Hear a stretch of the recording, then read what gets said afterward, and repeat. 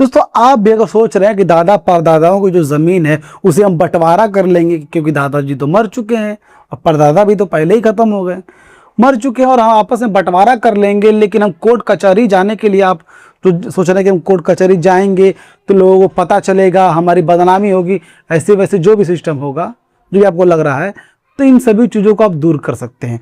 क्योंकि आज हम बताने वाले हैं कि आप बिना कोर्ट कचहरी और वकील के चक्कर में आए, आप आपस में ही बैठ करके उस सरकारी नियम के तहत आपस में बंटवारा कर लेंगे, सिर्फ और सिर्फ 2 से 3 घंटों के अंदर आपस में ही बैठ करके, वो भी सरकारी नियम के तहत, जो सरकारी नियम कहता है सरकारी दस्तावेज के साथ, बस आपस में ही बैठ करके।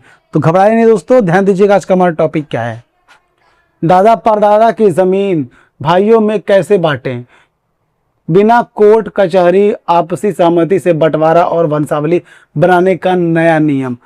आपसी सहमति से, बिना कोर्ट कचहरी के, यानी बिना तितिमा पाले, यानी बिना अपना मजाक उड़वाए, बिना अपने परिवार का क्या बोल सकते हैं अवहेलना यानी अपमान किए, आप जो है आपस में बंटवारा कर सकते हैं कानूनी तरीके से और सरकारी नियम के तहत। ध्यान दीजिएगा हमारा पहला क्वेश्चन क्या है। पुश्तैनी जमीन का सर्वे सबसे बड़ा खतरा क्या है। समझोगे दोस्तों, पुश्तैनी जमीन का सर्वे जो होता है, जमीन का सर्वे सबसे बड़ा खतरा क्या है। क्योंकि देखिए दोस्तों, पुश्तैनी जमीन वगैरह हो या फिर आपकी कोई प्रॉपर्टी हो, 2026 में सर्वे चल रहा है डिजिटलाइजेशन को लेकर के। तो इसके दौरान जो है बहुत सारे डॉक्यूमेंट्स चेक किए जा रहे हैं, सभी लोग की ज़मीनें चेक की जा रही है, लैंड की मापी हो रही है। तो इसके दौरान दोस्तों क्या क्या परेशानियां ऐसी हो सकती है सर्वे के दौरान पुश्तैनी ज़मीन में, ध्यान दीजिएगा भाइयों। पहले समझो, अगर आपके दादा की ज़मीन है और आप सब भाई अलग अलग खेती कर रहे हैं, लेकिन कागजों पर बंटवारा नहीं हुआ, तो इस सर्वे में क्या होगा। इसका जवाब है, सर्वे अधिकारी पूरी जमीन को संयुक्त खाता यानी ज्वाइंट अकाउंट में डाल देगा, यानी किसी भी भाई को अपना अलग हिस्सा कागजों पर नहीं मिलेगा।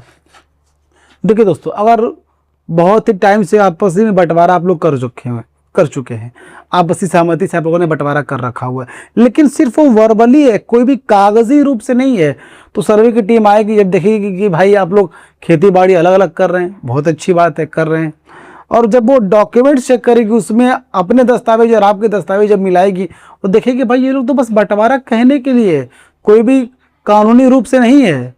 तो उस दौरान क्या करेगा, वो जो सर्वे करने के लिए जो अधिकारी आए रहेंगे, सभी की ज़मीनों को ज्वाइंट अकाउंट में कर देगी, यानी संयुक्त खाते में कर देगी। फिर आपको जैसे परेशानी फिर होती थी वैसे होने चालू कर हो जाएगी। तब सोच रहे कि बहुत अच्छी बात हो गई है, उतना ही गड़बड़ी हो गया रहेगा।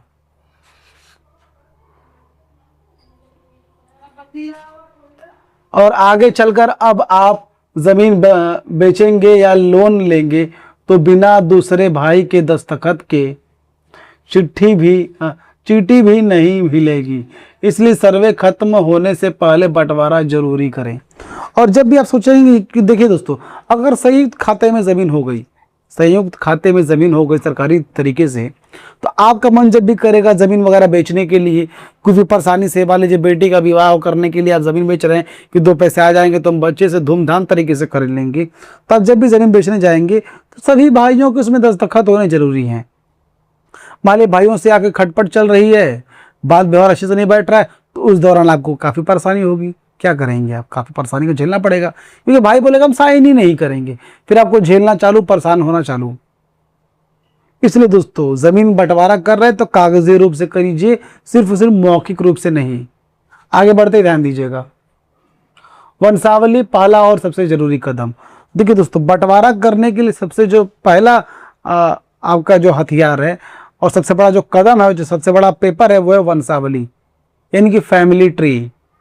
कैसे बनेगा, ध्यान दीजिएगा भाइयों। बहुत लोग पूछते हैं कि वंशावली क्या है और कौन बनाएगा। वंशावली वो कागज है जो साबित करता है कि आप उसी दादा के असली वारिस हैं।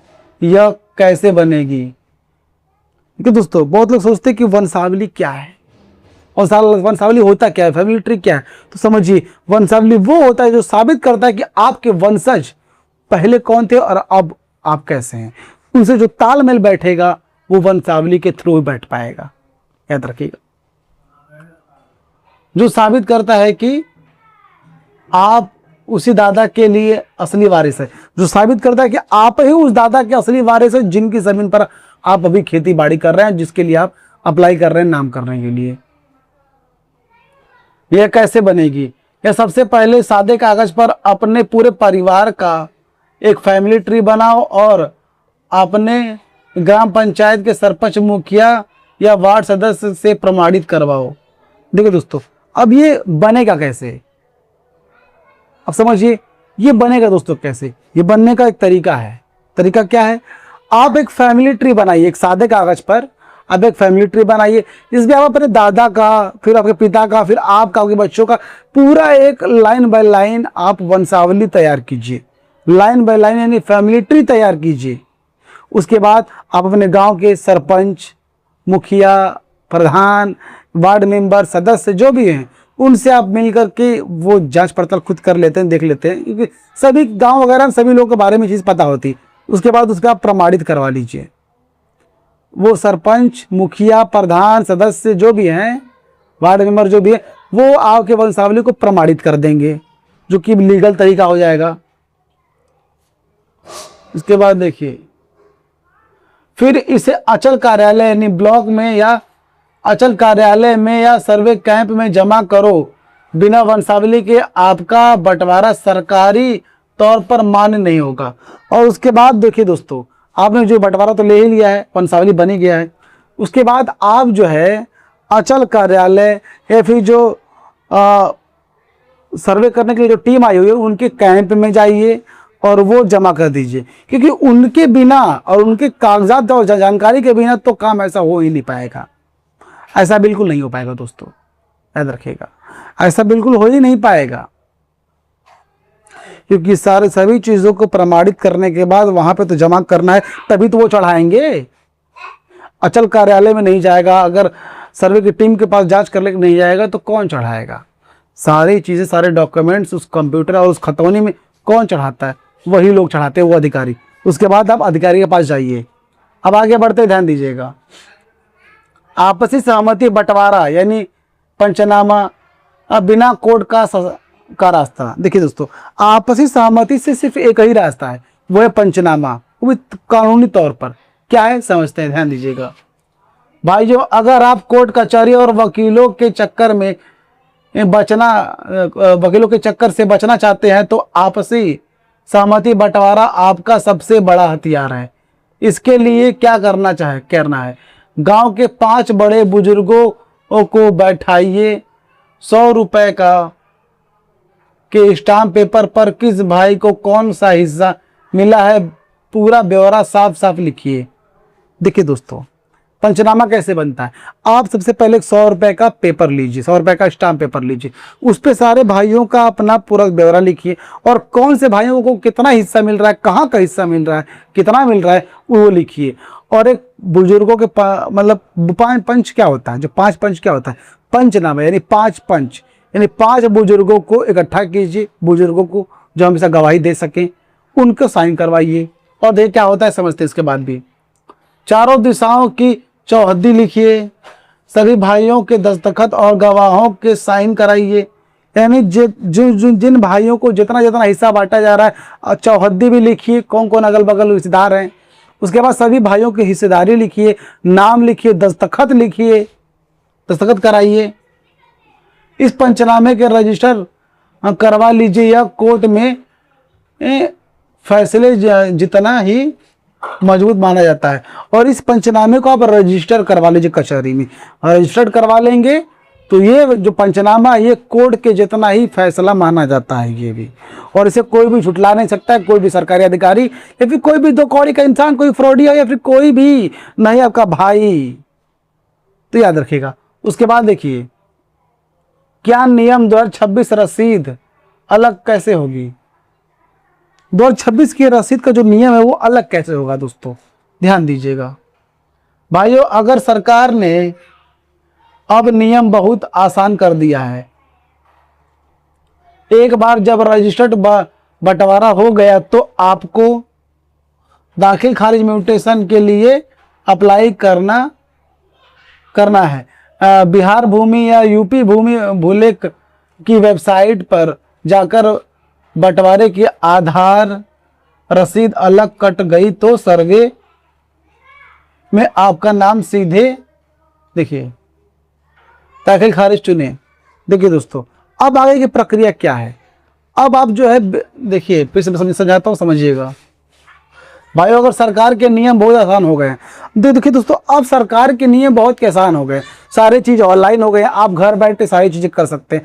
तो आपको करना क्या है, बिहार भूलेख, अगर आप बिहार से हैं या फिर यूपी से या फिर कहीं से भी हैं, आपका अपने स्टेट का अपना अपना भूलेख होता है, उसमें जाइए और दाखिल खारिज करने के लिए उस ऑप्शन पर चयन कीजिए, क्योंकि दाखिल खारिज भी होना जरूरी है, तभी तो खतौनी पे नाम चढ़ेगा, तभी तो पता चलेगा पंचनामे के बाद कि किसके हिस्से में कितनी कितनी जमीन गई है। वो सरकारी तौर पर कैसे होगा, वो पंचनामे के बाद जो है आपको खतौनी में चढ़वाना है, तो चढ़वाने के लिए दाखिल खारिज के अप्लाई करना होगा। इसके बाद हर भाई के नाम पर अलग अलग जमाबंदी कायम हो जाएगी और आपकी रसीद अलग कटने लगेगी। और इसके बाद जो है दाखिल खारिज के लिए अप्लाई कर देंगे, दाखिल खारिज हो जाएगा, खतौनी में नाम आ जाएगा, तो हर भाई का अलग अलग जमाबंदी होगा और उसके बाद सभी भाइयों का अलग अलग रसीद जो है कटने लगेगी दोस्तों, जो कि बहुत अच्छी बात है। लगान रसीद अलग कट गई तो सर्वे में आपका नाम सीधे आपके हिस्से पे चढ़ेगा। और रसीद आपके नाम से कट गया तो सर्वे में सीधा आपके नाम पर नाम जो है चढ़ेगा। इस सर्वे में आपका अपना हिस्सा और नाम चढ़ेगा, न कि संयुक्त खाते में चढ़ेगी। आगे ध्यान दीजिए दोस्तों, कौन से दस्तावेज साथ रखने हैं। अब कौन कौन से दस्तावेज ऐसे हैं जो कि साबित करने में काम आए, कौन कौन से दस्तावेज ऐसे साथ रखने हैं, ध्यान दीजिएगा भाइयों। इस पूरे काम के लिए यह कागज आज ही संभाल कर रख लो। पहला, दादा और पिता की मृत्यु प्रमाण पत्र, डेथ सर्टिफिकेट। दूसरा, प्रमाणित वंशावली। तीसरा, पुराना मूल खतियान और केवाला। देखिए दोस्तों, सारे डॉक्यूमेंट्स में सबसे बड़ा डॉक्यूमेंट्स है डेथ सर्टिफिकेट, जो आपके पिताजी का डेथ सर्टिफिकेट है उसे रखिए। उसके बाद जो है आपको रेडी करना है, पिताजी का मृत्यु प्रमाण पत्र हो गया। उसके बाद आपको रेडी करना है पुराना मूल खतियान और केवाला, ये रेडी कीजिए। चौथा, जमीन की सबसे लेटेस्ट रसीद। पांचवा, आपसी बंटवारे का पंचनामा या डीड। देखिए दोस्तों, उसके बाद जो है आप जो लेटेस्ट कटी हुई जो रसीद है, जो लेटेस्ट आपने रसीद कटवाई है, उसकी कॉपी लगेगी। और उसके बाद जो पंचनामा या फिर मेन बंटवारे का, आपसी बंटवारे का पंचनामा या फिर डीड लगेगा। यह सारे कागज आपके पास हैं तो कोई भी आपके हिस्से की जमीन नहीं हड़प सकता। और ये सारे कागजात अगर हैं दोस्तों आपके पास, तो आपकी ज़मीन कोई नहीं हड़प सकता। आपके भाई हो, सरकार हो, या फिर कोई भी दो कौड़ी का इंसान, फ्रॉडिया, उससे कोई फर्क नहीं पड़ता दोस्तों। आगे बढ़ते ध्यान दीजिएगा, सबसे बड़ी गलती। अब दोस्तों, सबसे बड़ी गलती जो लोग हमेशा करते हैं, जिसकी वजह से हमेशा फंसते रहते हैं और फिर कोर्ट कचहरी का चक्कर काटते रहते हैं, क्या है वो समझिएगा जरा। लोग यहाँ क्या गलतियां करते हैं। पहली गलती, भाई भाई का मामला है कहकर कागजी बंटवारा नहीं करते। दूसरी गलती, वंशावली में किसी एक भाई या बहन का नाम जानबूझकर छोड़ देते हैं। देखिए दोस्तों, सबसे बड़ी गलती ये होती है कि भाई भाई का मैटर है ये सोच करके चुप हो जाते हैं, एक्शन नहीं लेते। लेकिन सही वक्त पर सही एक्शन लेना जरूरी है। उसके बाद किसी वंशावली में जो है जब बनता रहता है, तो वंशावली में किसी एक भाई का या फिर किसी बहन का नाम छोड़ देते हैं, जानबूझकर नहीं लिखवाते हैं, ये भी गलती होती है। जो बाद में पूरा सर्वे रद्द करवा सकता है। तीसरी गलती मौखिक बंटवारे के भरोसे बैठे रहते हैं। चौथी गलती, दलालों को पैसा देकर फर्जी कागज बनवाते हैं। यह गलतियां मत करो भाइयों, वरना पुश्तैनी जमीन हड़प सकते हैं। उसके बाद ये भी दोस्तों कि लोग आसानी से बैठे रहते हैं शांति से, जो होगा देखा जाएगा, तो ऐसा नहीं करना है। उसके बाद ये भी करते हैं कि दलालों को पैसा देकर सारे डॉक्यूमेंट्स रेडी करवाते हैं और आगे चलकर आपको पछताना पड़ सकता है इसकी वजह से, क्योंकि उसके वजह से आपकी ज़मीन आपके हाथ से चली जाएगी दोस्तों। क्योंकि दलालों के चक्कर मत पड़िए। अगर आपको कोई सलाह भी लेना है तो वकील से लीजिए, किसी और से नहीं। अब ध्यान देखो दोस्तों, अगर आप भी इस टॉपिक से रिलेट करते हैं, अगर आपको लगता है कि आपके साथ भी ऐसा हो रखा है या फिर होने वाला है, तो घबराने की जरूरत नहीं दोस्तों। आपको सीधा एक वकील से मिलना है, वो वकील जो ज़मीनी मामला देखता है, उससे मिलिए, सारी परेशानियां बताइए और बंटवारे के लिए जो भी वो कहता है उसके हिसाब से आप आगे बढ़िए, उसके हिसाब से आप काम कीजिए, वरना पछताना पड़ेगा आगे चल के दोस्तों। किसी भी चौधरी वगैरह से आप जो है ये मत लीजिए, क्या बोलते हैं, सलाह मत लीजिए, जो चौधरी अगल पड़ोसी को होते हैं, नहीं वकील से मिलिए। अब ध्यान दीजिए दोस्तों, आपको ये वीडियो कैसा लगा? अगर आपको ये वीडियो अच्छा लगा तो वीडियो को लाइक कीजिए, चैनल को सब्सक्राइब कीजिए और इस वीडियो को ज़्यादा से ज़्यादा लोगों तक शेयर कीजिए, ताकि सभी लोगों को यह बातें पता चल सके कि ज़मीन का बंटवारा कैसे किया जाता है, घर बैठे बिना कोर्ट कचहरी के चक्कर काटे। ये बातें सभी को पता होनी जरूरी दोस्तों। फिर मिलेंगे किसी नए वीडियो में किसी नए टॉपिक की तरफ, तब तक हमें दीजिए इजाज़त। जय हिंद दोस्तों।